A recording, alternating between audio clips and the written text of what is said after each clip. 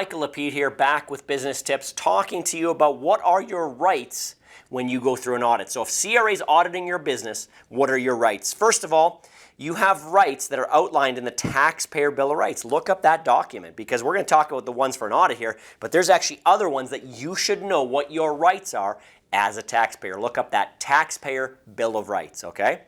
So it states in these 16 lines, okay, so 16 rights, that it's for all taxpayers and registrants, so everybody, okay?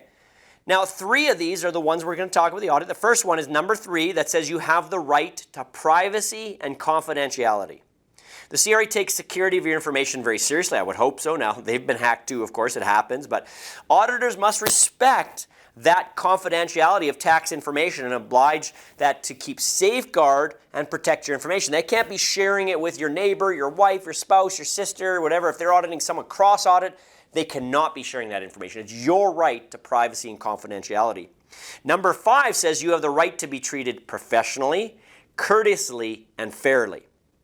So you should expect this treatment from the auditor, and if they're not treating you that way, there's ways to make complaints, and they will be in trouble, trust me. I mean, they take that kind of stuff very seriously.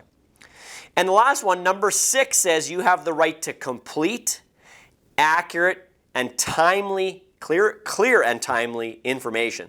So complete, accurate, clear, and timely information. You have that right. So if you're not getting information timely, it's not clear to you, it's not accurate, any of those issues, then you can go back and say, hey, we got a problem here. I'm raising a flag. This is my rights. And they're quite serious about the Taxpayer Bill of Rights. Now, if you're dealing with someone lower down, they don't know a lot about the Taxpayer Bill of Rights. But as you get higher in CRA, they're very serious about the Taxpayer Bill of Rights.